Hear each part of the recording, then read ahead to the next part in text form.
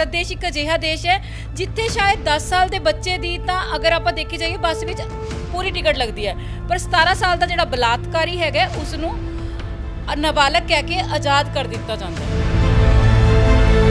17 ਸਾਲ ਦੇ ਨੌਜਵਾਨ ਨੇ ਇਹ ਹਰਕਤ ਨੂੰ ਅੰਜਾਮ ਦਿੱਤਾ ਕਿਉਂਕਿ ਕਿਤੇ ਨਾ ਕਿਤੇ ਉਸਦੇ ਦਿਮਾਗ ਵਿੱਚ ਵੀ ਇਹ ਗੱਲ ਰਹੀ ਹੋਏਗੀ ਕਿ 17 ਸਾਲ ਦੇ ਮੈਂ ਤਾਂ ਨਾਬਾਲਿਗ ਹਾਂ, ਸ਼ਾਇਦ ਮੈਂ ਬਚ ਜਾਵਾਂਗਾ ਇਸ ਦਰਿੰਦਗੀ ਦਾ, ਇਸ ਅਪਰਾਧ ਤੋਂ ਬਾਅਦ ਮੈਂ ਬਚ ਜਾਵਾਂਗਾ। ਦਾਦਾ ਤੇ ਪੋਤਾ ਰਿਸ਼ਤਾ ਵੀ ਦੇਖੋ ਕਿਸ ਤਰ੍ਹਾਂ ਦਾ, ਤੇ ਉਹ ਮੰਦਭਾਗੀ ਘਟਨਾ ਨੂੰ ਅੰਜਾਮ ਦਿੰਦੇ ਆ। ਉਸ ਤੋਂ ਬਾਅਦ ਉਹਨੂੰ ਜਲਾ ਵੀ ਦਿੰਦੇ ਆ। ਉਸ ਤੋਂ ਬਾਅਦ ਜੇਕਰ ਲੋਕ ਨਾ ਦੇਖਦੇ ਤਾਂ ਲਾਸ਼ ਨੂੰ ਖੁਰਦ-ਪੁਰਦ ਕਰ ਦਿੰਦੇ। ਜਿਹੜਾ ਇਹਨਾਂ ਚੀਜ਼ਾਂ ਨੂੰ ਜਨਮ ਦਿੱਤਾ ਜਾ ਰਿਹਾ ਹੈ ਉਹ ਅੱਜ ਕੱਲ ਮੋਸਟਲੀ ਮੈਂ ਦੇਖਦੀ ਹਾਂ ਕਿ ਕਿਤੇ ਨਾ ਕਿਤੇ ਇੰਟਰਨੈਟ ਜਿਹੜਾ ਹੈਗਾ ਫ੍ਰੀ ਦੇ ਵਿੱਚ ਜਿਹੜੇ ਸਰਕਾਰਾਂ ਨੇ ਇੰਟਰਨੈਟ ਦੀਆਂ ਫੈਸਿਲਿਟੀਆਂ ਦੇ ਦਿੱਤੀਆਂ, ਉਹ ਤਾਂ ਲੇਕਿਨ ਚੰਗੇ ਲਈ ਦਿੱਤੀਆਂ, ਲੇਕਿਨ ਲੋਕ ਇਸ ਦਾ ਮਿਸਯੂਜ਼ ਕਰਦੇ ਹੈਗੇ ਨੇ। ਸੈਲਫ ਪ੍ਰੋਟੈਕਸ਼ਨ ਦੇ ਜਿਹੜੇ ਕੋਰਸਿਸ ਨੇ ਉਹ ਸਕੂਲਾਂ ਦੇ ਵਿੱਚ ਬਿਲਕੁਲ ਫ੍ਰੀ ਆਫ ਕਾਸਟ ਕਰਵਾਏ ਜਾਣੇ ਚਾਹੀਦੇ ਆ। ਔਰਤਾਂ ਨੂੰ, ਬੇਟੀਆਂ ਨੂੰ ਇਸ ਚੀਜ਼ ਦੀ ਬਹੁਤ ਜ਼ਿਆਦਾ ਜ਼ਰੂਰਤ ਹੈਗੀ ਆ। ਇੱਕ ਦਿਨ ਕਿਸਾਨਾਂ ਨੇ ਚੱਕਾ ਜਾਮ ਵੀ ਕੀਤਾ ਸੀਗਾ, ਫਿਰੋਜ਼ਪੁਰ ਤੋਂ ਲੈ ਕੇ ਚੰਡੀਗੜ੍ਹ ਤੱਕ ਚੱਕਾ ਜਾਮ ਸੀਗਾ। ਅਗਰ ਇਹੀ ਚੱਕਾ ਜਾਮ ਬੇਟੀਆਂ ਨੂੰ ਬਚਾਉਣ ਲਈ, ਕੁੜੀਆਂ ਨੂੰ, ਧੀਆਂ ਨੂੰ ਬਚਾਉਣ ਦੇ ਲਈ ਚੱਕਿਆ ਜਾਵੇ ਕਿ ਚੱਕਾ ਜਾਮ ਕੀਤਾ ਜਾਵੇ, ਸੜਕਾਂ ਤੇ ਉਤਰਿਆ ਜਾਵੇ, ਤੇ ਮੇਰੇ ਖਿਆਲ ਦੇ ਵਿੱਚ ਸਰਕਾਰ ਮਜਬੂਰ ਹੋ ਜਾਊਗੀ ਕਾਨੂੰਨ ਬਣਾਉਣ ਲਈ। ਆਪਾਂ ਬ੍ਰਿਟੇਨ ਦੀ ਗੱਲ ਕਰਦੇ ਹਾਂ, ਉੱਥੇ ਇੰਸਟੈਂਟ ਫਾਂਸੀ ਦੇ ਦਿੱਤੀ ਜਾਂਦੀ ਆ, ਓਪਨਲੀ ਕ੍ਰੇਨ ਤੇ ਬੰਦੇ ਨੂੰ ਲਟਕਾ ਦਿੱਤਾ ਜਾਂਦਾ। ਸਾਡੇ ਇੰਡੀਆ ਦੇ ਵਿੱਚ ਕੋਈ ਇਦਾਂ ਦਾ ਕਾਨੂੰਨ ਨਹੀਂ ਹੈਗਾ। ਸਾਡੀ ਪ੍ਰਥਾ ਥੋੜਾ ਹੈ ਕਿ ਮੋਮਬੱਤੀਆਂ ਜਲਾਉਣ ਦੀ। ਇੱਕ ਬੱਚੀ ਦੇ ਨਾਲ ਕੁਕਰਮ ਹੋ ਰਿਹਾ, ਉਹਦੀ ਜ਼ਿੰਦਗੀ ਦੇ ਉੱਤੇ ਕੁਐਸਚਨ ਆ ਗਿਆ। ਸੋਚ ਕੇ ਦੇਖੋ ਉਹਨਾਂ ਦਾ ਪਰਿਵਾਰ ਕਿੱਦਾਂ ਰਹਿ ਰਿਹਾ ਹੋਏਗਾ। ਮੋਮਬੱਤੀਆਂ ਜਲਾਉਣ ਨਾਲ ਕੁਝ ਨਹੀਂ ਹੁੰਦਾ। ਅਸੀਂ ਉਸ ਭਾਰਤ ਦੇ ਵਾਸੀ ਹਾਂ। ਸਾਡੀ ਸੰਸਕ੍ਰਿਤੀ ਤਾਂ ਲੰਕਾ ਦਹਨ ਕਰਨ ਦੀ ਹੈ ਜਾਂ ਫਿਰ ਮਹਾਭਾਰਤ ਕਰਨ ਦੀ ਹੈ। ਸਤਿ ਸ਼੍ਰੀ ਅਕਾਲ ਜੀ, ਮੈਂ ਅਨੁਰਾਗ ਸ਼ਰਮਾ, ਡੇਲੀ ਪੋਸਟ ਪੰਜਾਬੀ ਦੇਖ ਰਹੇ ਦਰਸ਼ਕਾਂ ਦਾ ਸਵਾਗਤ ਹੈ। ਦੋਸਤੋ, ਅੱਜ ਇਸ ਮੁੱਦੇ ਤੇ ਗੱਲ ਕਰਨ ਲੱਗੇ ਹਾਂ, ਬੜਾ ਹੀ ਗੰਭੀਰ ਮੁੱਦਾ ਹੈ ਔਰ ਬੜਾ ਹੀ ਚਿੰਤਾ ਕਰਨ ਵਾਲਾ ਵਿਸ਼ਾ ਹੈ, ਕਿਉਂਕਿ ਅੱਜ ਲੱਗਦਾ ਇਸ ਤਰ੍ਹਾਂ ਹੈ ਕਿ ਪੰਜਾਬ ਦੇ ਵਿੱਚ ਵੀ ਮਹਿਲਾ ਬੱਚੀਆਂ ਸੁਰੱਖਿਅਤ ਨਹੀਂ। ਕਿਉਂਕਿ ਤੁਸੀਂ ਦੇਖ ਹੀ ਰਹੇ ਹੋ, ਨਿੱਤ ਦਿਨ ਦੀਆਂ ਘਟਨਾਵਾਂ ਸਾਹਮਣੇ ਆ ਰਹੀਆਂ। ਜਿਸ ਤਰ੍ਹਾਂ ਕਿ ਤੁਸੀਂ ਪਿੱਛੇ ਜੇ ਦੇਖਿਆ, ਟਾਂਡਾ ਦੇ ਵਿੱਚ 5 ਸਾਲ ਦੀ ਮਾਸੂਮ ਬੱਚੀ ਨੂੰ ਪਹਿਲਾਂ ਉਸ ਦੇ ਨਾਲ ਜਬਰ ਜਨਾਹ ਕੀਤਾ ਗਿਆ, ਫਿਰ ਉਸ ਨੂੰ ਜਲਾ ਦਿੱਤਾ ਗਿਆ। ਸੋ ਬੜੀ ਹੀ ਮੰਦਭਾਗੀ ਘਟਨਾ ਹੈ। ਉਸ ਤੋਂ ਬਾਅਦ ਕੱਲ੍ਹ ਦੀ ਹਜੇ ਗੱਲ ਕਰ ਲਈਏ, ਬਰਨਾਲਾ ਦੇ ਵਿੱਚ 4 ਸਾਲ ਦੀ ਮਾਸੂਮ ਬੱਚੀ ਨੂੰ 16-17 ਦੇ ਸਾਲ ਦੇ ਨੌਜਵਾਨ ਵੱਲੋਂ ਕਿਸੇ ਚੀਜ਼ ਨੂੰ ਦੇਣ ਦਾ ਲਾਲਚ ਦੇ ਕੇ, ਖਾਣ ਦੀ ਚੀਜ਼ ਦਾ ਲਾਲਚ ਦੇ ਕੇ ਉਸ ਨਾਲ ਗਲਤ ਹਰਕਤ ਕੀਤੀ ਗਈ ਤੇ ਫਿਰ ਫਰਾਰ ਹੋ ਗਿਆ। ਸੋ ਇਹਨਾਂ ਘਟਨਾਵਾਂ ਨੂੰ ਦੇਖ ਕੇ ਕਿਤੇ ਨਾ ਕਿਤੇ ਇਸ ਤਰ੍ਹਾਂ ਮਹਿਸੂਸ ਹੁੰਦਾ ਕਿ ਅਸੀਂ ਕਿਸ ਤਰ੍ਹਾਂ ਦੇ ਸਮਾਜ ਦੇ ਵਿੱਚ ਰਹਿ ਰਹੇ ਹਾਂ ਔਰ ਕਿੱਥੇ ਸਾਡੀਆਂ ਬੱਚੀਆਂ ਸੁਰੱਖਿਅਤ ਨੇ ਔਰ ਮਾਤਾ ਪਿਤਾ ਕਿਸ ਦੇ ਹੌਸਲੇ ਨਾਲ, ਕਿਸ ਦੀ ਸੁਰੱਖਿਆ ਦੇ ਵਿੱਚ ਆਪਣੇ ਬੱਚਿਆਂ ਨੂੰ ਬਾਹਰ ਭੇਜਣ ਤੇ ਕਿਸ ਤਰ੍ਹਾਂ ਭੇਜਣ। ਸੋ ਇਹਨਾਂ ਸਾਰੀਆਂ ਗੱਲਾਂ ਤੇ ਵਿਚਾਰ ਚਰਚਾ ਲਈ ਅੱਜ ਸਾਡੇ ਨਾਲ ਮੌਜੂਦ ਨੇ ਮੋਨਿਕਾ ਸ਼ਰਮਾ ਜੀ, ਜੋ ਕਿ ਸਮਾਜ ਦੇ ਵਿੱਚ ਮਹਿਲਾਵਾਂ ਦੇ ਲਈ ਵੀ ਆਵਾਜ਼ ਬੁਲੰਦ ਕਰਦੇ ਰਹਿੰਦੇ ਆ ਔਰ ਸਮਾਜਿਕ ਮੁੱਦਿਆਂ ਦੇ ਉੱਤੇ ਹਮੇਸ਼ਾ ਹੀ ਗੱਲਬਾਤ ਕਰਦੇ ਰਹਿੰਦੇ ਆ ਔਰ ਸਮਾਜ ਦੇ ਨਾਲ ਮੋਢਾ ਲਾ ਕੇ ਖੜਦੇ ਆ। ਮੋਨਿਕਾ ਜੀ, ਬਹੁਤ ਬਹੁਤ ਸਵਾਗਤ ਹੈ ਤੁਹਾਡਾ ਜੀ। Thank you. ਜਿਸ ਤਰ੍ਹਾਂ ਕਿ ਤੁਸੀਂ ਅੱਜ ਦਾ ਸਵਾਲ ਦੇਖ ਹੀ ਲਿਆ ਮੇਰਾ, ਜੋ ਮਹਿਲਾਵਾਂ ਦੇ ਨਾਲ ਹੋ ਰਿਹਾ, ਚਾਹੇ ਪਟਿਆਲੇ ਦੀ ਗੱਲ ਕਰ ਲਈਏ, ਚਾਹੇ ਤੁਸੀਂ ਮਾਸੂਮ ਬੱਚੀਆਂ ਦੇ ਇਸ ਤਰ੍ਹਾਂ ਦੀ ਗੱਲਾਂ ਕਿ ਕਹਿਣ ਲੱਗੇ ਵੀ ਸ਼ਰਮ ਆ ਰਹੀ ਹੈ। ਸੋ ਇਸ ਤਰ੍ਹਾਂ ਦੀਆਂ ਗੱਲਾਂ ਉੱਤੇ ਕੀ ਸੋਚਦੇ ਹੋ ਕਿ ਸਮਾਜ ਕਿਹੜੇ ਪਾਸੇ ਜਾ ਰਿਹਾ? ਦੇਖੋ ਅਨੁਰਾਗ ਜੀ, ਮੈਂ ਗੱਲ ਕਰਨੀ ਚਾਹਾਂਗੀ, ਜਿਵੇਂ ਹੁਣ ਤੁਸੀਂ ਆਪਾਂ ਕੱਲ੍ਹ ਦੇ ਕੇਸ ਦੀ ਹੀ ਗੱਲ ਕਰੀਏ ਕਿ ਇੱਕ 16-17 ਸਾਲ ਦਾ ਨੌਜਵਾਨ ਜਿਹਨੇ ਇੱਕ ਛੋਟੀ ਜਿਹੀ 4 ਸਾਲ ਦੀ ਬੱਚੀ ਨੂੰ ਲਾਲਚ ਦਿੱਤਾ ਕੁਝ ਖਾਣ ਦਾ ਤੇ ਉਹਦੇ ਨਾਲ ਜਬਰ ਜਨਾਹ ਕੀਤਾ। ਦੇਖੋ, ਕੁਝ ਸਮਾਂ ਪਹਿਲਾਂ 2012 ਦੇ ਵਿੱਚ ਨਿਰਭਇਆ ਦੇ ਨਾਲ ਇੱਕ ਬਹੁਤ ਹੀ ਮੰਦਭਾਗੀ ਘਟਨਾ ਹੋਈ ਸੀ ਕਿ 4 ਯੁਵਕਾਂ ਨੇ ਚਲਦੀ ਬੱਸ ਦੇ ਵਿੱਚ ਉਹਦੇ ਨਾਲ ਜਬਰ ਜਨਾਹ ਕੀਤਾ ਸੀ। 17 ਸਾਲ ਦਾ ਉਹ ਬੰਦਾ, ਉਹ ਅਪਰਾਧੀ ਦੁਸ਼ਕਰਮ ਕਰ ਰਿਹਾ ਸੀ, ਜਿਸਨੇ ਦੁਸ਼ਕਰਮ ਕੀਤਾ ਉਹ ਅੱਜ ਆਜ਼ਾਦ ਘੁੰਮ ਰਿਹਾ ਹੈਗਾ। ਉਹਨੂੰ ਸਜ਼ਾ ਨਹੀਂ ਮਿਲੀ। 3 ਦਰਿੰਦਿਆਂ ਨੂੰ ਤਾਂ ਫਾਂਸੀ ਤੇ ਲਟਕਾ ਦਿੱਤਾ ਗਿਆ 2020 ਫਰਵਰੀ ਦੇ ਵਿੱਚ, ਲੇਕਿਨ ਉਹ ਦਰਿੰਦਾ ਜਿਸਨੇ ਉਸਦੇ ਪ੍ਰਾਈਵੇਟ ਪਾਰਟ ਦੇ ਵਿੱਚ ਰੋਡ ਘੁਸਾਇਆ ਸੀ, ਸਭ ਤੋਂ ਵੱਡਾ ਜਿਹੜਾ ਗੁਨੇਗਾਰ ਸੀ, ਉਹ ਅੱਜ ਆਜ਼ਾਦ ਘੁੰਮ ਰਿਹਾ। ਕਹਿੰਦੇ ਕਿ ਇੱਕ ਨਾਬਾਲਗ ਬੱਚਾ ਹੈਗਾ, ਇਸ ਲਈ ਉਹਨੂੰ ਆਜ਼ਾਦ ਕਰ ਦਿੱਤਾ ਗਿਆ। ਜਿਹੜਾ 17 ਸਾਲ ਦਾ ਬੱਚਾ ਅਪਰਾਧ ਕਰਨ ਦੀ ਹਿੰਮਤ ਰੱਖਦਾ ਹੈਗਾ, ਅਪਰਾਧ ਕਰਨ ਦਾ ਹੌਸਲਾ ਕਰਦਾ ਹੈ, ਉਹਨੂੰ ਨਾਬਾਲਗ ਕਹਿ ਕੇ ਆਜ਼ਾਦ ਕਰ ਦਿੱਤਾ ਗਿਆ। ਅੱਜ ਦੁਬਾਰਾ ਸਾਡੇ ਪੰਜਾਬ ਦੇ ਵਿੱਚ ਇਹ ਘਟਨਾ ਹੋਈ ਹੈ ਕਿ 17 ਸਾਲ ਦੇ ਬੱਚੇ ਨੇ, ਨੌਜਵਾਨ ਨੇ, ਮੈਂ ਉਸਨੂੰ ਬੱਚਾ ਨਹੀਂ ਕਹਾਂਗੀ, ਮੈਂ ਉਸਨੂੰ ਦਰਿੰਦਾ ਕਹਾਂਗੀ। 17 ਸਾਲ ਦੇ ਨੌਜਵਾਨ ਨੇ ਇਹ ਹਰਕਤ ਨੂੰ ਅੰਜਾਮ ਦਿੱਤਾ ਕਿਉਂਕਿ ਕਿਤੇ ਨਾ ਕਿਤੇ ਉਸਦੇ ਦਿਮਾਗ ਵਿੱਚ ਵੀ ਇਹ ਗੱਲ ਰਹੀ ਹੋਏਗੀ ਕਿ 17 ਸਾਲ ਦੇ ਮੈਂ ਤਾਂ ਨਾਬਾਲਿਗ ਹਾਂ, ਸ਼ਾਇਦ ਮੈਂ ਬਚ ਜਾਵਾਂਗਾ ਇਸ ਦਰਿੰਦਗੀ ਦਾ, ਇਸ ਅਪਰਾਧ ਤੋਂ ਬਾਅਦ ਮੈਂ ਬਚ ਜਾਵਾਂਗਾ। ਕਿਉਂਕਿ ਸਾਡਾ ਭਾਰਤ ਦੇਸ਼ ਇੱਕ ਅਜਿਹਾ ਦੇਸ਼ ਹੈ ਜਿੱਥੇ ਸ਼ਾਇਦ 10 ਸਾਲ ਦੇ ਬੱਚੇ ਦੀ ਤਾਂ ਅਗਰ ਆਪਾਂ ਦੇਖੀ ਜਾਈਏ ਬੱਸ ਵਿੱਚ ਪੂਰੀ ਟਿਕਟ ਲੱਗਦੀ ਹੈ, ਪਰ 17 ਸਾਲ ਦਾ ਜਿਹੜਾ ਬਲਾਤਕਾਰੀ ਹੈਗਾ ਉਸ ਨੂੰ ਨਾਬਾਲਗ ਕਹਿ ਕੇ ਆਜ਼ਾਦ ਕਰ ਦਿੱਤਾ ਜਾਂਦਾ ਹੈ। ਇਸ ਤਰ੍ਹਾਂ ਦੀ ਇੱਕ ਘਟਨਾ ਜਿਵੇਂ ਹਾਥਰਸ ਦੇ ਵਿੱਚ ਵੀ ਹੋਈ, ਲੋਕਾਂ ਦੇ ਵਿੱਚ ਬੜਾ ਰੋਸ਼ ਸੀਗਾ, ਉਹਨਾਂ ਨੇ ਇਸ ਬਾਬਤ ਬੜੇ ਰੋਸ਼ ਪ੍ਰਦਰਸ਼ਨ ਵੀ ਕੀਤੇ। ਦਲਿਤ ਪਰਿਵਾਰ ਤੋਂ ਸੀ, ਦਲਿਤ ਪਰਿਵਾਰਾਂ ਦੇ ਵਿੱਚ ਰੋਸ਼ ਹੈ ਔਰ ਹਰੇਕ ਵਿਅਕਤੀ ਦੇ ਵਿੱਚ ਰੋਸ਼ ਹੈ। ਆਪਾਂ ਕਹਿ ਲਈਏ ਕਿਸੇ ਧਰਮ ਜਾਤ ਦੀ ਗੱਲ ਨਹੀਂ ਕਰਦੇ, ਬਲਕਿ ਹਰੇਕ ਥਾਂ ਦੇ ਉੱਤੇ ਰੋਸ਼ ਪਾਇਆ ਗਿਆ। ਉਸ ਤੋਂ ਬਾਅਦ ਆਪਾਂ ਪੰਜਾਬ ਦੀ ਗੱਲ ਕਰ ਲਈਏ, ਜੋ ਕਿ ਪੰਜਾਬ ਦੇ ਵਿੱਚ ਮਹਿਲਾ ਦਾ ਬੜਾ ਸਤਿਕਾਰ ਹੁੰਦਾ, ਕਿਉਂਕਿ ਗੁਰੂ ਪੀਰਾਂ ਦੀ ਧਰਤੀ ਹੈ, ਪੈਗੰਬਰਾਂ ਦੀ ਧਰਤੀ ਮੰਨਿਆ ਜਾਂਦਾ। ਔਰ ਇੱਥੇ ਕਿਹਾ ਗਿਆ ਕਿ ਜਿਹੜਾ ਹੈ ਇਸ ਔਰਤ ਦਾ ਇੰਨਾ ਸਤਿਕਾਰ ਕੀਤਾ ਗਿਆ। ਉੱਥੇ ਟਾਂਡਾ ਵਰਗੀ ਥਾਂ ਦੇ ਉੱਤੇ ਇੱਕ 5 ਸਾਲ ਦੀ ਮਾਸੂਮ ਬੱਚੀ ਦੀ ਜੇਕਰ ਗੱਲ ਕਰ ਲਈਏ, ਉਸ ਦੇ ਨਾਲ ਇੱਕ ਬਜ਼ੁਰਗ ਔਰ ਉਸ ਦਾ ਪੋਤਾ, ਦਾਦਾ ਤੇ ਪੋਤਾ, ਰਿਸ਼ਤਾ ਵੀ ਦੇਖੋ ਕਿਸ ਤਰ੍ਹਾਂ ਦਾ, ਤੇ ਉਹ ਮੰਦਭਾਗੀ ਘਟਨਾ ਨੂੰ ਅੰਜਾਮ ਦਿੰਦੇ ਆ। ਉਸ ਤੋਂ ਬਾਅਦ ਉਹਨੂੰ ਜਲਾ ਵੀ ਦਿੰਦੇ ਆ। ਉਸ ਤੋਂ ਬਾਅਦ ਜੇਕਰ ਲੋਕ ਨਾ ਦੇਖਦੇ ਤਾਂ ਲਾਸ਼ ਨੂੰ ਖੁਰਦ-ਪੁਰਦ ਕਰ ਦਿੰਦੇ। ਇਸ ਤਰ੍ਹਾਂ ਦੀ ਘਟਨਾ ਜੋ ਕਿ ਸ਼ਰਮਸ਼ਾਰ ਕਰ ਦਿੰਦੀ ਹੈ। ਉਸ ਤੋਂ ਬਾਅਦ ਘਟਨਾ ਦੀ ਗੱਲ ਕਰ ਲਈਏ ਮੋਗਾ ਦੇ ਨਾਲ ਹੀ, ਥੋੜ੍ਹੀ ਜਿਹੀ ਉਹ ਇੱਕ ਦਿਨ ਪਹਿਲਾਂ ਦੀ ਗੱਲ ਹੈ ਕਿ ਇੱਕ 35 ਸਾਲਾਂ ਦਾ ਨੌਜਵਾਨ ਇੱਕ 8 ਸਾਲ ਦੀ ਬੱਚੀ ਨੂੰ ਝਾੜੀਆਂ ਦੇ ਵਿੱਚ ਲਿਜਾ ਕੇ ਉਹਦੇ ਨਾਲ ਜ਼ਬਰਦਸਤੀ ਕਰਨ ਲੱਗਿਆ। ਜਾਂਦੇ ਹੋਏ ਰਾਹਗੀਰ ਨੇ ਇਸ ਨੂੰ ਦੇਖਿਆ ਤੇ ਉਸ ਨੇ ਅੱਗੇ ਹੋ ਕੇ ਉਸ ਨੂੰ ਬਚਾਇਆ। ਸੋ ਸਮਾਜ ਦੀ ਸੋਚ ਕਿਹੜੇ ਪਾਸੇ ਜਾ ਰਹੀ ਹੈ, ਇਸ ਗੱਲ ਤੇ ਵੀ ਵਿਚਾਰ ਕਰਨ ਦਾ ਵਿਸ਼ਾ ਹੈ ਕਿ ਸਮਾਜ ਕਿਸ ਪਾਸੇ ਜਾ ਰਿਹਾ ਸਾਡਾ। ਦੇਖੋ, ਕਿਤੇ ਨਾ ਕਿਤੇ ਜਿਹੜਾ ਇਹਨਾਂ ਚੀਜ਼ਾਂ ਨੂੰ ਜਨਮ ਦਿੱਤਾ ਜਾ ਰਿਹਾ ਹੈ, ਉਹ ਅੱਜ ਕੱਲ ਮੋਸਟਲੀ ਮੈਂ ਦੇਖਦੀ ਹਾਂ ਕਿ ਕਿਤੇ ਨਾ ਕਿਤੇ ਇੰਟਰਨੈਟ ਜਿਹੜਾ ਹੈਗਾ ਫ੍ਰੀ ਦੇ ਵਿੱਚ, ਜਿਹੜੇ ਸਰਕਾਰਾਂ ਨੇ ਇੰਟਰਨੈਟ ਦੀਆਂ ਫੈਸਿਲਿਟੀਆਂ ਦੇ ਦਿੱਤੀਆਂ, ਉਹ ਤਾਂ ਲੇਕਿਨ ਚੰਗੇ ਲਈ ਦਿੱਤੀਆਂ, ਲੇਕਿਨ ਲੋਕ ਇਸ ਦਾ ਮਿਸਯੂਜ਼ ਕਰਦੇ ਹੈਗੇ ਨੇ। ਆਪਾਂ ਨੂੰ ਨਹੀਂ ਪਤਾ ਕਿ ਆਪਣੀ ਜਨਰੇਸ਼ਨ ਜਿਹੜੀ ਹੈਗੀ ਆ ਮੋਬਾਈਲ ਦੇ ਵਿੱਚ ਕੀ ਦੇਖਦੀ ਹੈਗੀ ਹੈ।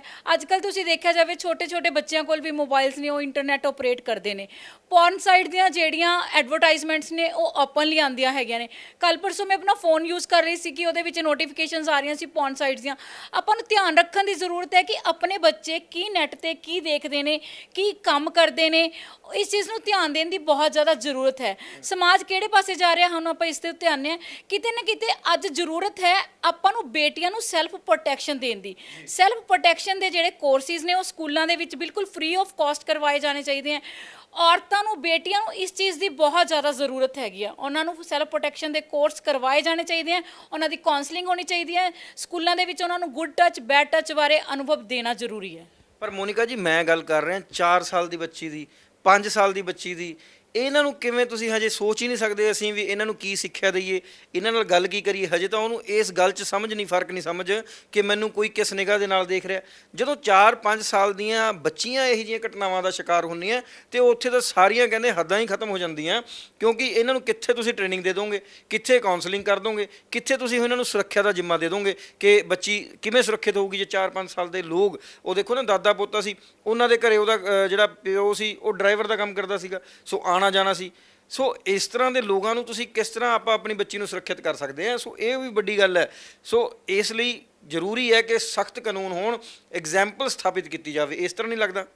ਬਿਲਕੁਲ, ਇਹ ਜਿਹੜੀਆਂ ਦਰਿੰਦਗੀਆਂ ਬਾਰੰਬਾਰ ਵੱਧਦੀਆਂ ਜਾ ਰਹੀਆਂ, ਅਗਰ ਆਪਾਂ ਪਿਛਲੇ ਕੁਝ ਸਾਲਾਂ ਦੇ ਰੇਸ਼ੋ ਨੂੰ ਚੱਕ ਕੇ ਦੇਖੀਏ ਤਾਂ ਦੁਸ਼ਕਰਮ ਦੇ ਜਿਹੜੇ ਕੇਸ ਹੈ ਉਹ ਭਾਰਤ ਦੇਸ਼ ਦੇ ਵਿੱਚ ਦਿਨੋਂ ਦਿਨ ਵੱਧਦੇ ਜਾ ਰਹੇ ਹੈਗੇ ਆ। ਮੈਂ ਕੱਲ ਪੜ੍ਹ ਰਹੀ ਸੀਗੀ ਇਸ ਦੇ ਉੱਤੇ ਹੀ, ਜਿਹੜਾ ਦੁਸ਼ਕਰਮ ਹੈਗਾ, ਬਲਾਤਕਾਰ ਹੈਗਾ, ਇਹ ਮੋਸਟ ਕਾਮਨ ਕ੍ਰਾਈਮ ਬਣਦਾ ਜਾ ਰਿਹਾ ਔਰਤਾਂ ਦੇ ਅਗੇਂਸਟ। ਚੌਥੇ ਨੰਬਰ ਤੇ ਆ ਗਿਆ ਹੈਗਾ ਮੋਸਟ ਜਿਹੜਾ ਹੈ ਕਾਮਨ ਕ੍ਰਾਈਮ ਹੈ, 4th ਨੰਬਰ ਤੇ ਆਂਦਾ ਹੈਗਾ। ਇਸ ਦੇ ਉੱਤੇ ਸਿਕੰਜਾ ਪਾਉਣ ਦੀ ਜ਼ਰੂਰਤ ਹੈ। ਪ੍ਰਸ਼ਾਸਨ ਦੀ ਕਿਤੇ ਨਾ ਕਿਤੇ ਢਿੱਲ, ਸਰਕਾਰਾਂ ਦੀ ਕਿਤੇ ਨਾ ਕਿਤੇ ਢਿੱਲ। ਹੁਣ ਆਪਾਂ ਨੇ ਦੇਖਿਆ ਕਿ ਆਪਣੇ ਪੰਜਾਬ ਦੇ ਵਿੱਚ ਇੱਕ ਮੁੱਦਾ ਬਹੁਤ ਜ਼ਿਆਦਾ ਉਜਾਗਰ ਹੋ ਰੱਖਿਆ ਕਿਸਾਨਾਂ ਦੇ ਵਿਸ਼ੇ ਦੇ ਵਿੱਚ। ਇੱਕ ਦਿਨ ਕਿਸਾਨਾਂ ਨੇ ਚੱਕਾ ਜਾਮ ਵੀ ਕੀਤਾ ਸੀਗਾ, ਫਿਰੋਜ਼ਪੁਰ ਤੋਂ ਲੈ ਕੇ ਚੰਡੀਗੜ੍ਹ ਤੱਕ ਚੱਕਾ ਜਾਮ ਸੀਗਾ। ਅਗਰ ਇਹੀ ਚੱਕਾ ਜਾਮ ਬੇਟੀਆਂ ਨੂੰ ਬਚਾਉਣ ਲਈ, ਕੁੜੀਆਂ ਨੂੰ, ਧੀਆਂ ਨੂੰ ਬਚਾਉਣ ਦੇ ਲਈ ਚੱਕਿਆ ਜਾਵੇ, ਕਿ ਚੱਕਾ ਜਾਮ ਕੀਤਾ ਜਾਵੇ, ਸੜਕਾਂ ਤੇ ਉਤਰਿਆ ਜਾਵੇ, ਤੇ ਮੇਰੇ ਖਿਆਲ ਦੇ ਵਿੱਚ ਸਰਕਾਰ ਮਜਬੂਰ ਹੋ ਜਾਊਗੀ ਕਾਨੂੰਨ ਬਣਾਉਣ ਲਈ। ਤੇ ਸਰਕਾਰ ਨੂੰ ਇਹ ਜਿਹੜੇ ਦਰਿੰਦੇ ਹੈ ਉਹ ਇਸ ਲਈ ਉਹ ਦਰਿੰਦਗੀ ਦਿਖਾਉਂਦੇ ਆ ਕਿਉਂਕਿ ਉਹਨਾਂ ਨੂੰ ਪਤਾ ਕਿ ਪਤਾ ਨਹੀਂ ਸਜ਼ਾ ਕਦੋਂ ਮਿਲਣੀ ਹੈ। ਪਹਿਲਾਂ ਤਾਂ ਉਹਨਾਂ ਦੇ ਲੋਕੀ ਆਪਣੀਆਂ ਪੋਲੀਟੀਕਲ ਰੋਟੀਆਂ ਸੇਕਣ ਵਾਸਤੇ ਉੱਠ ਕੇ ਆ ਜਾਂਦੇ ਹੈਗੇ ਨੇ, ਲਾਈਕ ਕੋਈ ਬਚਾਉਣ ਆ ਜਾਂਦਾ। ਹੁਣ ਦੇਖਿਆ ਜਾਵੇ ਨਿਰਭਇਆ ਦੇ, ਮਤਲਬ ਕਿ ਜਦੋਂ ਨਿਰਭਇਆ ਦੇ ਨਾਲ ਇਹ 2012 ਦੇ ਵਿੱਚ ਦਰਿੰਦਗੀ ਹੋਈ, ਉਸ ਸਮੇਂ ਮਤਲਬ ਜਿਸ ਅਪਰਾਧੀ ਨੂੰ ਨਾਬਾਲਿਗ ਕਹਿ ਕੇ ਛੱਡ ਦਿੱਤਾ ਗਿਆ ਹੈ, ਦਿੱਲੀ ਦੇ ਮਾਨਨੀय ਮੁੱਖ ਮੰਤਰੀ ਅਰਵਿੰਦ ਕੇਜਰੀਵਾਲ ਜੀ ਉਸ ਦੇ ਘਰੇ ਜਾਂਦੇ ਨੇ, ਉਹਨੂੰ 10,000 ਰੁਪਇਆ ਤੇ ਇੱਕ ਸਿਲਾਈ ਮਸ਼ੀਨ ਭੇਟ ਕਰਦੇ ਆ। ਇੱਦਾਂ ਦੀ ਤਾਂ ਸਾਡੀਆਂ ਸਰਕਾਰਾਂ ਨੇ। ਜਦੋਂ ਇਹ ਚੀਜ਼ਾਂ ਸਰਕਾਰਾਂ ਹੀ ਉਹਨਾਂ ਨੂੰ ਆਪਣੀ ਰਾਜਨੀਤਿਕ ਰੋਟੀਆਂ ਸੇਕਣ ਵਾਸਤੇ ਉਹਨਾਂ ਨੂੰ ਖੁੱਲ੍ਹ ਦੇਣਗੀਆਂ ਜਾਂ ਉਹਨਾਂ ਨੂੰ ਪ੍ਰੋਤਸਾਹਿਤ ਕਰਨਗੀਆਂ ਤਾਂ ਓਬਵੀਅਸਲੀ ਇਹ ਕੇਸ ਵੱਧਦੇ ਜਾਣਗੇ ਘਟਣ ਦੀ ਥਾਂ ਤੇ।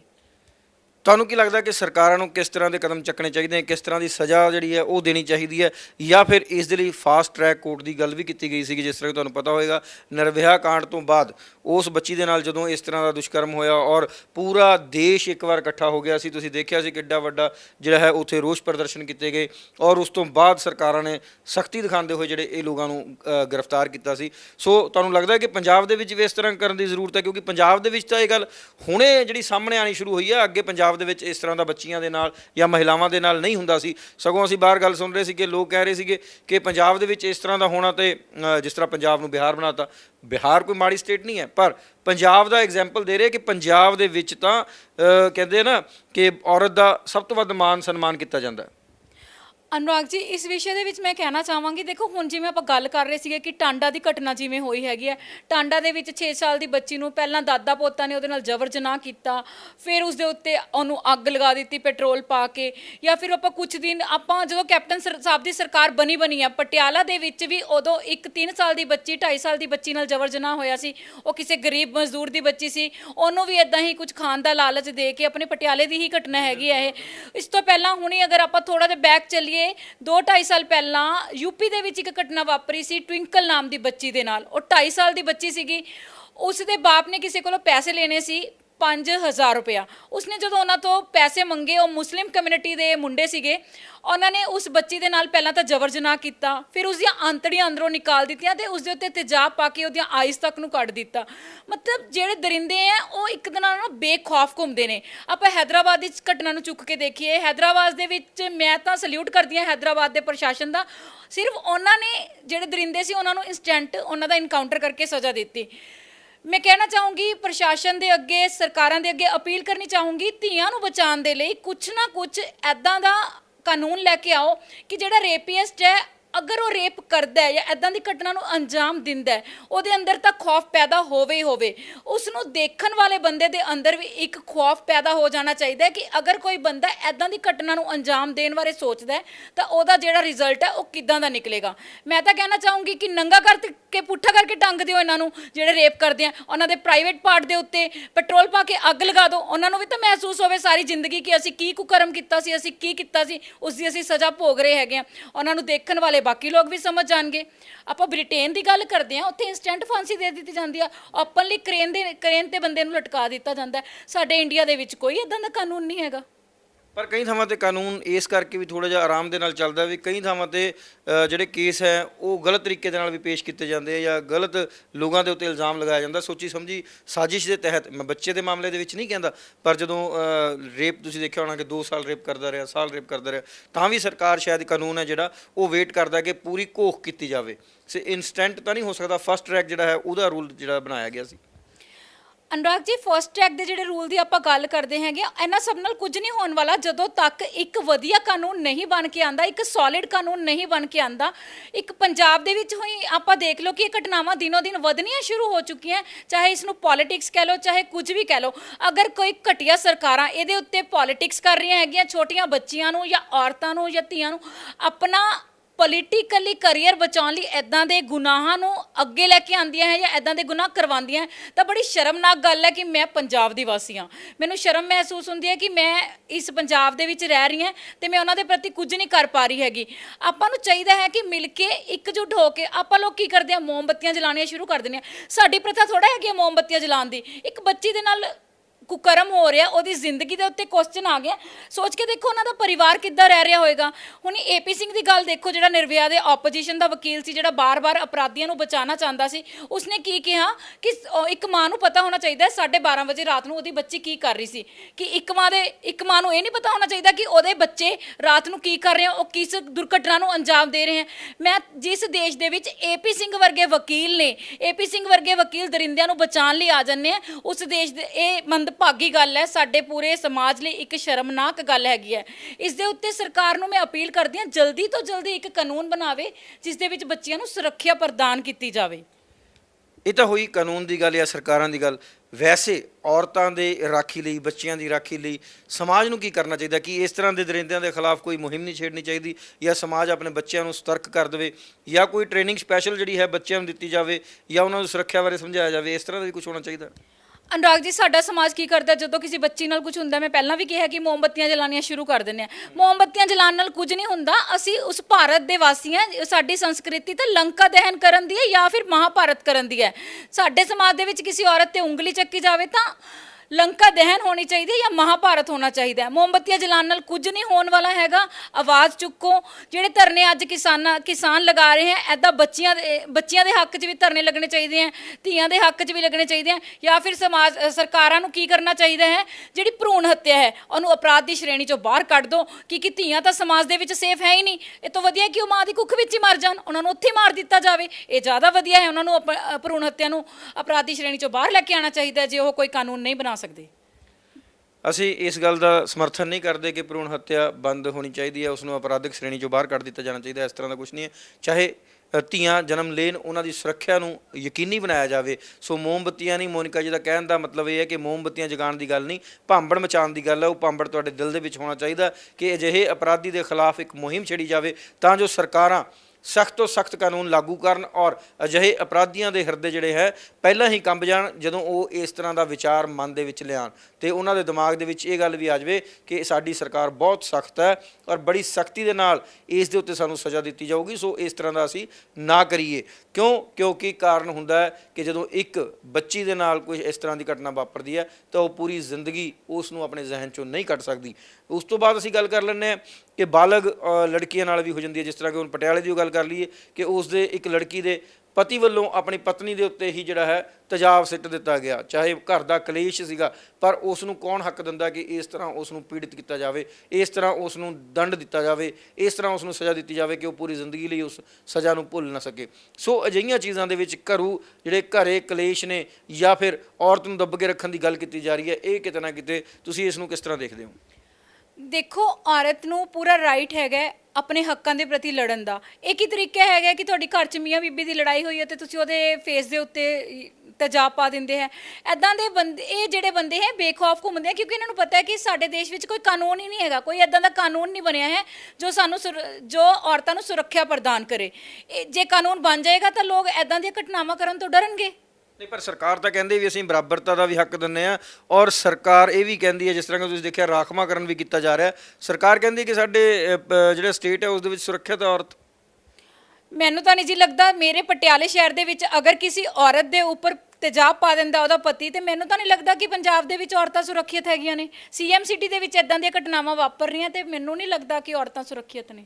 ਬਿਲਕੁਲ, ਪਟਿਆਲਾ ਦੀ ਜੇਕਰ ਗੱਲ ਕਰ ਲਈਏ, ਇਹ ਘਟਨਾ ਤੁਹਾਨੂੰ ਜਿਹਦਾ ਜ਼ਿਕਰ ਕਰ ਰਹੇ ਤੇਜ਼ਾਬ ਵਾਲੀ, ਇਸ ਤੋਂ ਪਹਿਲਾਂ ਵੀ ਇੱਕ ਘਟਨਾ ਹੋਈ ਜਦੋਂ ਬਹਾਦਰਗੜ੍ਹ ਦੇ ਨੇੜੇ ਇੱਕ ਟੈਂਪੂ ਦੇ ਵਿੱਚ 19 ਸਾਲਾ ਲੜਕੀ ਸੀ ਜਿਹੜੀ ਉਹ ਟਿਊਸ਼ਨ ਤੋਂ ਪੜ੍ਹ ਕੇ ਘਰ ਜਾ ਰਹੀ ਸੀ। ਸੇਫ ਮੰਨਦੇ ਹੈ ਵੀ ਟਰਾਂਸਪੋਰਟ ਨੂੰ ਇਸਤੇਮਾਲ ਕੀਤਾ, ਉਸਨੇ ਘਰੇ ਜਾ ਰਹੀ ਸੀ, ਪਰ ਉਸ ਟੈਂਪੂ ਡਰਾਈਵਰ ਨੇ ਜਦੋਂ ਉਸ ਦੇ ਨਾਲ ਛੇੜਖਾਨੀ ਕੀਤੀ ਤੇ ਉਸ ਲੜਕੀ ਨੇ ਵਿਰੋਧ ਕੀਤਾ ਤੇ ਉਸ ਵਿਰੋਧ ਦੇ ਇਵਜ਼ ਦੇ ਵਿੱਚ ਉਸਨੇ ਜੇਬ 'ਚੋਂ ਕੱਢ ਕੇ ਕੋਈ ਪੇਚਕਸ ਵਰਗੀ ਚੀਜ਼ ਜਿਹੜੀ ਹੈ ਉਸ ਦੇ ਉੱਤੇ ਹਮਲਾ ਕਰਤਾ, ਗਰਦਨ 'ਤੇ, ਪੈਰਾਂ 'ਤੇ, ਹੱਥਾਂ 'ਤੇ। ਚਾਹੇ ਪੁਲਿਸ ਨੇ 24 ਘੰਟੇ ਦੇ ਅੰਦਰ ਅੰਦਰ ਉਹਨੂੰ ਗ੍ਰਿਫਤਾਰ ਕਰ ਲਿੱਤਾ, ਪਰ ਉਸ ਦਾ ਹੌਸਲਾ ਤਾਂ ਇਸ ਕਦਰ ਬਣਿਆ ਸੀ ਕਿਉਂਕਿ ਉਸ ਵਿਅਕਤੀ ਦੇ 2 ਪਹਿਲਾਂ ਵੀ ਮਾਮਲੇ ਦਰਜ ਸਨ। ਸੋ ਉਸਨੇ ਆਪਣਾ ਹੌਸਲਾ ਦਿਖਾਉਂਦੇ ਹੋਏ ਉਸ 'ਤੇ ਲੜਕੀ ਦੇ ਉੱਤੇ ਗਲਤ ਨਿਗਾਹ ਰੱਖੀ। ਸੋ ਮੈਂ ਇਸ ਗੱਲ ਨਾਲ ਸਹਿਮਤ ਹਾਂ ਮੋਨਿਕਾ ਜੀ ਦੀ ਕਿ ਇਸ ਦੇ ਲਈ ਜ਼ਰੂਰ ਸਖਤ ਤੋਂ ਸਖਤ ਕਾਨੂੰਨ ਦੀ ਜ਼ਰੂਰਤ ਹੈ ਤਾਂ ਜੋ ਸਖਤ ਕਾਨੂੰਨ ਦੇ ਹੁੰਦੇ ਐਸੇ ਅਪਰਾਧਿਕ ਪ੍ਰਵਿਰਤੀ ਵਾਲੇ ਲੋਕਾਂ ਦੇ ਜ਼ਿਹਨ ਦੇ ਵਿੱਚ ਡਰ ਹੋਣਾ ਜ਼ਰੂਰੀ ਹੈ। ਸੋ ਮੋਨਿਕਾ ਜੀ, ਤੁਸੀਂ ਲੜਕੀਆਂ ਨੂੰ ਜਾਂ ਉਹਨਾਂ ਮਹਿਲਾਵਾਂ ਨੂੰ ਕੀ ਕਹਿਣਾ ਚਾਹੋਗੇ ਜੋ ਇਸ ਤਰ੍ਹਾਂ ਡਰਦੀਆਂ ਨੇ ਜਾਂ ਉਹਨਾਂ ਦੇ ਮਾਤਾ ਪਿਤਾ ਦੇ ਮਨ ਦੇ ਵਿੱਚ, ਜ਼ਿਹਨ ਦੇ ਵਿੱਚ ਕਿਤੇ ਨਾ ਕਿਤੇ ਡਰ ਬਣਿਆ ਹੁੰਦਾ? ਮੈਂ ਤੁਹਾਡੇ ਥਰੂ ਔਰਤਾਂ ਨੂੰ, ਭੈਣਾਂ ਨੂੰ, ਬੱਚਿਆਂ ਨੂੰ ਇੱਕੋ ਸੰਦੇਸ਼ ਦੇਣਾ ਚਾਹੂੰਗੀ ਕਿ ਡਰਨ ਦੀ ਜ਼ਰੂਰਤ ਨਹੀਂ ਹੈ। ਅਗਰ ਸਮਾਜ ਦੇ ਵਿੱਚ ਉਹਨਾਂ ਨੂੰ ਕੋਈ ਗਲਤ ਨਜ਼ਰਾਂ ਨਾਲ ਦੇਖਦਾ ਹੈ, ਆਪਣੇ ਆਲੇ ਦੁਆਲੇ, ਆਪਣੇ ਫਰੈਂਡ ਸਰਕਲ, ਆਪਣੇ ਪੇਰੈਂਟਸ ਨੂੰ ਜ਼ਰੂਰ ਦੱਸੋ। ਮੈਂ ਇੱਕ ਗੱਲ ਕਹਿਣਾ ਚਾਹੂੰਗੀ, ਜਦੋਂ ਅਸੀਂ ਕਾਲਜ ਟਾਈਮ 'ਚ ਪੜ੍ਹਦੇ ਹੁੰਦੇ ਸੀ, ਸਕੂਲ ਟਾਈਮ 'ਚ ਸਾਨੂੰ ਸਮਝਾਇਆ ਜਾਂਦਾ ਸੀ ਕਿ ਦੁਨੀਆ ਦੇ ਵਿੱਚ ਤੁਹਾਡੇ ਪਿਤਾ ਤੇ ਤੁਹਾਡੇ ਭਰਾ ਨੂੰ ਛੱਡ ਕੇ ਦੁਨੀਆ ਦਾ ਹਰ ਇੱਕ ਮਰਦ ਜਿਹੜਾ ਹੈਗਾ ਉਹ ਦੁਰਯੋਧਨ ਹੈ। ਮਤਲਬ ਕਿ ਕੋਈ ਵੀ ਬੰਦਾ ਸਹੀ ਨਹੀਂ ਹੈ। ਲੇਕਿਨ ਜਿਹੜਾ ਅੱਜ ਮੈਂ ਦੇਖ ਰਹੀ ਪਈ ਹਾਂ ਕਲਯੁੱਗ ਦੇ ਵਿੱਚ ਜੋ ਚੱਲ ਰਿਹਾ, ਅੱਜ ਦੇ ਦਿਨਾਂ ਦੇ ਵਿੱਚ ਤਾਂ ਮੈਂ ਦੇਖ ਰਹੀ ਹਾਂ ਆਪਣਾ ਬਾਪ ਤੇ ਆਪਣਾ ਭਰਾ ਵੀ ਜਿਹੜਾ ਹੈਗਾ ਉਹ ਦੁਰਯੋਧਨ ਦਾ ਰੂਪ ਲੈ ਚੁੱਕੇ ਹੈ। ਤਾਂ ਬੱਚਿਆਂ ਨੂੰ ਕਿਸੇ ਕਿਸਮ ਤੋਂ ਡਰਨ ਦੀ ਜ਼ਰੂਰਤ ਨਹੀਂ। ਉਹਨਾਂ ਨੂੰ ਸੈਲਫ ਪ੍ਰੋਟੈਕਸ਼ਨ ਦੇ ਕੋਰਸਿਸ ਕਰਨੇ ਚਾਹੀਦੇ ਹੈ, ਉਹਨਾਂ ਨੂੰ ਜੂਡੋ ਕਰਾਟੇ ਸਿੱਖਣੇ ਚਾਹੀਦੇ ਹੈ, ਉਹਨਾਂ ਨੂੰ ਸ਼ੂਟ ਕਰਨਾ ਵੀ ਸਿੱਖਣਾ ਚਾਹੀਦਾ ਹੈ, ਚਾਕੂ ਚਲਾਉਣਾ ਵੀ ਸਿੱਖਣਾ ਚਾਹੀਦਾ ਹੈ। ਜਿੰਨੀ ਉਹ ਹੁਨਰ ਲੈ ਸਕਦੀਆਂ ਨੇ ਅੱਜ ਦੇ ਟਾਈਮ ਦੇ ਵਿੱਚ ਕੁੜੀਆਂ, ਓਨਾ ਹੀ ਥੋੜ੍ਹਾ ਹੈ। ਸੋ ਆਪਣੀ ਸੁਰੱਖਿਆ ਲਈ ਮਹਿਲਾਵਾਂ ਨੂੰ ਬੱਚੀਆਂ ਨੂੰ ਵੀ ਚਾਹੀਦਾ ਕਿ ਖੁਦ ਵੀ ਸੈਲਫ ਡਿਪੈਂਡ ਹੋਣ ਔਰ ਸੈਲਫ ਪ੍ਰੋਡਕਸ਼ਨ ਦੇ ਲਈ ਜੋ ਵੀ ਕਰ ਸਕਦੀਆਂ ਉਸ ਨੂੰ ਲਾਜ਼ਮੀ ਸਿੱਖਣ ਔਰ ਮਾਤਾ ਪਿਤਾ ਨੂੰ ਇਸ ਦੇ ਵਿੱਚ ਉਹਨਾਂ ਨੂੰ ਉਤਸ਼ਾਹਿਤ ਕਰਨਾ ਚਾਹੀਦਾ ਤਾਂ ਜੋ ਕੋਈ ਵੀ ਵਿਅਕਤੀ ਕਿਸੇ ਧੀ ਭੈਣ ਵੱਲ ਦੇਖਣ ਤੋਂ ਪਹਿਲਾਂ 100 ਵਾਰ ਸੋਚੇ ਵੀ ਕਿਤੇ ਮੈਂ ਇਸ ਨੂੰ ਛੇੜ ਕੇ ਕੋਈ ਪੰਗਾ ਹੀ ਨਾ ਪਾ ਲਵਾਂ। ਸੋ ਇਹਨਾਂ ਚੀਜ਼ਾਂ ਦੀ ਗੱਲ ਅੱਜ ਮੋਨਿਕਾ ਸ਼ਰਮਾ ਕਰ ਰਹੀ ਸੀ ਜੋ ਕਿ ਹਮੇਸ਼ਾ ਹੀ ਸਮਾਜ ਦੇ ਵਿੱਚ ਹੋ ਰਹੀਆਂ ਬੁਰਾਈਆਂ ਦੇ ਖਿਲਾਫ ਆਵਾਜ਼ ਬੁਲੰਦ ਕਰਦੇ ਆ। ਸੋ ਤੁਸੀਂ ਸਰਕਾਰ ਜਾਂ ਪ੍ਰਸ਼ਾਸਨ ਅੱਗੇ ਕੀ ਮੰਗ ਕਰੋਗੇ? ਮੈਂ ਸਰਕਾਰ ਤੇ ਪ੍ਰਸ਼ਾਸਨ ਅੱਗੋਂ ਇਹੀ ਮੰਗ ਕਰਦੀ ਹਾਂ ਕਿ ਜਲਦੀ ਤੋਂ ਜਲਦੀ ਐਦਾਂ ਦਾ ਕਾਨੂੰਨ ਲੈ ਕੇ ਆਣ ਜਿਹਨੂੰ ਦੇਖ ਕੇ ਦੋਸ਼ੀਆਂ ਦੀ ਰੂਹ ਕੰਬ ਜਾਵੇ, ਸੋਚਣ ਨਾਲ ਹੀ ਰੂਹ ਕੰਬ ਜਾਵੇ ਕਿ ਅਗਰ ਮੈਂ ਐਦਾਂ ਦੀ ਦਰਿੰਦਗੀ ਨੂੰ ਅੰਜਾਮ ਦੇਵਾਂ ਤਾਂ ਮੇਰਾ ਜਿਹੜਾ ਨਤੀਜਾ ਹੈ ਉਹ ਇਹ ਹੋਏਗਾ। ਤੁਸੀਂ ਦੇਖਿਆ ਹੋਊਗਾ ਜਦੋਂ ਆਪਾਂ ਸੋਚਦੇ ਹਾਂ ਕਿ ਇੱਕ ਬੱਚੀ ਨਾਲ ਘਟਨਾ ਹੋਈ, ਚਾਹੇ ਉਹ ਬਾਲਗ ਸੀ ਚਾਹੇ ਉਹ ਨਾਬਾਲਗ ਸੀ, ਉਹਦੇ ਨਾਲ ਐਦਾਂ ਦਾ ਕੁਕਰਮ ਵਾਪਰ ਜਾਂਦਾ ਹੈ, ਚਾਹੇ ਉਹਦੀ ਇੰਸਟੈਂਟ ਮੌਤ ਹੋ ਜਾਂਦੀ ਹੈ, ਚਾਹੇ ਕੁਝ ਵੀ ਹੋ ਜਾਂਦੀ ਹੈ। ਹੁਣੇ ਥੋੜੇ ਦੇਰ ਪਹਿਲਾਂ ਮੈਂ ਦੇਖ ਰਹੀ ਸੀ ਜਦੋਂ ਨਿਰਭਇਆ ਦਾ ਕੇਸ ਹੋਇਆ ਨਾ, ਉਸ ਡਾਕਟਰ ਨੇ ਆਪਣੀ ਇੰਟਰਵਿਊ ਦੇ ਵਿੱਚ ਕਿਹਾ ਸੀ, ਕਹਿੰਦਾ ਮੇਰੇ ਰੌਂਗਟੇ ਖੜੇ ਹੋ ਗਏ ਸੀ, ਮੈਨੇ ਆਪਣੀ ਪੂਰੀ ਜ਼ਿੰਦਗੀ ਦੇ ਵਿੱਚ ਐਦਾਂ ਦਾ ਕੇਸ ਨਹੀਂ ਸੀ ਦੇਖਿਆ। ਜੋ ਹਾਲਤ ਉਸ ਬੱਚੀ ਦੀ ਹੋ ਗਈ ਸੀ, ਮੈਂ ਐਦਾਂ ਦਾ ਕੇਸ ਨਹੀਂ ਸੀ ਦੇਖਿਆ। ਪ੍ਰਸ਼ਾਸਨ ਅੱਗੇ ਇਹੀ ਮੰਗ ਕਰੂੰਗੀ ਕਿ ਦੁਸ਼ਕਰਮ ਦੇ ਖਿਲਾਫ ਐਦਾਂ ਦਾ ਇੱਕ ਕਾਨੂੰਨ ਲੈ ਕੇ ਆਣ ਕਿ ਰੂਹ ਕੰਬ ਜਾਵੇ ਸੋਚ ਕੇ, ਕੋਈ ਬੰਦਾ ਕਿਸੇ ਵੀ ਔਰਤ ਬਾਰੇ ਨਾ ਸੋਚ ਸਕੇ ਕਿ ਮੈਂ ਇਹਦੇ ਨਾਲ ਕੋਈ ਗਲਤ ਘਟਨਾ ਨੂੰ ਅੰਜਾਮ ਦੇਣਾ ਹੈ। ਜੀ ਬਹੁਤ ਬਹੁਤ ਸ਼ੁਕਰੀਆ ਜੀ। ਸੋ ਤੁਸੀਂ ਦੇਖਿਆ ਕਿ ਅੱਜ ਮਹਿਲਾ ਦੀ ਇਹੀ ਮੰਗ ਹੈ ਸਰਕਾਰ ਅੱਗੇ, ਪ੍ਰਸ਼ਾਸਨ ਅੱਗੇ ਕਿ ਇਸ ਤਰ੍ਹਾਂ ਸਖਤ ਤੋਂ ਸਖਤ ਕਾਨੂੰਨ ਔਰ ਜਲਦ ਸਜ਼ਾ ਦੇਣ ਵਾਲਾ ਕਾਨੂੰਨ ਬਣਾਇਆ ਜਾਵੇ ਕਿ ਉਸ ਦੇ ਬਾਬਤ ਕੋਈ ਵੀ ਵਿਅਕਤੀ ਇਸ ਤਰ੍ਹਾਂ ਦੀ ਦਰਿੰਦਗੀ ਕਰਨ ਤੋਂ ਪਹਿਲਾਂ ਉਸ ਦੇ ਦਿਮਾਗ ਦੇ ਵਿੱਚ ਇਹ ਪਤਾ ਹੋਣਾ ਚਾਹੀਦਾ ਕਿ ਅਗਰ ਮੈਂ ਇਸ ਘਟਨਾ ਨੂੰ ਅੰਜਾਮ ਦਿੱਤਾ ਤੇ ਮੇਰਾ ਅੰਜਾਮ ਕੀ ਹੋਏਗਾ। ਕੈਮਰਾਮੈਨ ਲਵਿਸ਼ ਦੇ ਨਾਲ ਅਨੁਰਾਗ ਸ਼ਰਮਾ, ਡੇਲੀ ਪੋਸਟ ਪੰਜਾਬੀ ਲਈ ਪਟਿਆਲਾ ਤੋਂ।